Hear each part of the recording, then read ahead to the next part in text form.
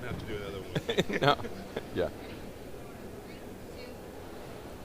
He says, ripping faith from public life is like tearing apart our founding documents and pretending that the parts we wish to keep are a whole. Our guest today is Mike Pompeo. You may recognize him. He was Secretary of State from 2018 to 2021. I'm Stuart Shepard, and this is First Liberty Live. Greetings, welcome. Thank you for making time. It's great to be with you. It's great to be here today. When we found out that we were going to get to interview, I was talking to my boss, Kelly Shackelford, the president of First Liberty, and he said, you know, every time you went overseas, it seemed like you started every speech, no matter what country you're in, talking about religious liberty. Why was that so important to you to bring up everywhere you went? Well, as a personal matter, my faith has been at the center of everything I've ever done.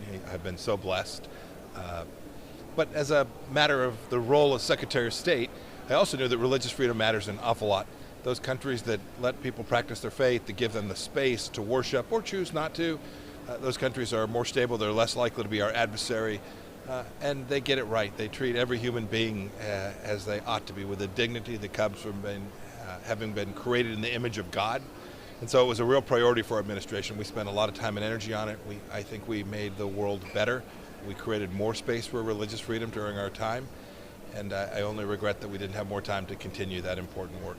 It struck me that not only did you do that in nations where they would say, yeah, great idea, but you also said those things in nations that probably sat back a little bit in their chair when you did it. Yes, well, the scripture commands that we go into hard places and do hard work, and so I had this incredible privilege to serve as the 70th Secretary of State, and gave me this opportunity to be with leaders who had not granted religious freedom to their people, and encourage them and make the case for them why it would be the practical case, the moral case for why this would be the right thing to do.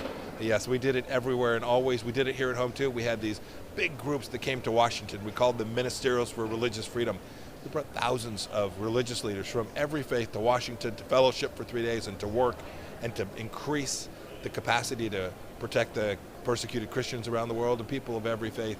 It was really glorious work, glorious part of my time in service. Now, I was prepping for this interview. We found out last minute you were going to be here. I'm grateful again that you're here. And I found you just posted yesterday on National Review a really good article, and you deal a lot with religious liberty in there. So I'd like to have you unpack, because they only give you so much that you can write about in there. I'd like to have you build out on some of the thoughts you published in there.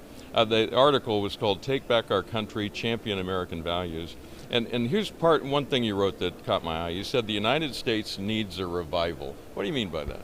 Yes, everyone watching this can see that we are engaged in a fight. The fight for the central understanding about who we are as Americans, what our nation truly stands for. Our founders knew this, right? We were built on a Judeo-Christian tradition. That tradition mattered. Our founders knew that the Republic couldn't withstand walking away from that. You talked about ripping this out of our Constitution, but ripping it out of our lives. You know, I was a fifth grade Sunday school teacher with my wife.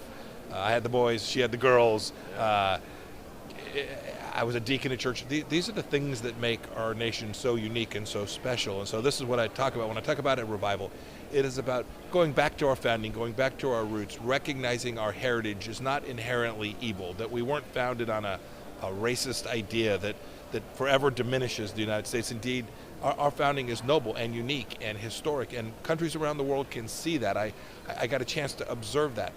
If we walk away from that, if we walk away from those traditions, then our republic could truly be at risk, and so this revival is most necessary. You also write that there's no right more fundamental to a free society than the free practice of religion. And later you added, where religious freedom is denied, you can bet that tyranny will follow. Why does the one always come after the other? I think it's a simple answer to that, is that if you aren't prepared to grant that simple right, if you're not prepared to say that someone who believes in Jesus Christ or believes in God, that they can't talk about that, worship, find fellow congregants to be with and fellowship with them, if you can't give them that important but simple right, then you're operating in a space that is filled with tyranny, filled with authoritarianism. You're also operating in a place that you feel politically vulnerable, right? Because if you can't withstand people who are of faith, if you can't coexist alongside them, and if you aren't confident enough in your leadership to permit people to practice their faith, then you end up in an oppressive place, because you have to tamp that down, you have to stamp it out, you have to wipe it from your country. Tyranny often follows in places where religious freedom is at its nadir. And it's very likely because they had experienced it why the founders made that the first right in the Bill of Rights. No, they knew the history. And it's remarkable, too. You see people, immigrants who come to the United States, they saw it, too. I was in Colombia watching refugees flowing out of Venezuela. Right, Maduro has denied them religious freedom, denied them the capacity to govern themselves, created a socialist regime, and I would see them as they were coming in. I went to Brazil, the northern border of Brazil, southern border of Venezuela. I went to Colombia, Cucuta, and stood at the bridge where they were coming across. These were believers who were coming across who understood that it was not only their economic livelihood that had been taken away, but their capacity to worship as well. Tyranny surely follows from the fight for culture and for faith. You also wrote in there, the attacks on our First Amendment rights of free speech and religious freedom threaten the very foundation of what makes America the greatest force for good on the planet. Unpack that thought for us. We have our ideas about the rule of law, property rights, contracts, how nations should engage, sovereign nations should engage, but in the end, it is our founding, our Judeo-Christian founding that other nations can see creates the capacity for enlightened reason, for self-improvement, for self-reflection as a nation. There aren't that many countries that have that as their founding. We come together around this idea that indeed every human being is created equally and that they should have the capacity to live their life the way they want. We take it for granted here. Although we saw it during the Wuhan virus, we saw religious freedom stamped out in places, all on the altar of some higher objective.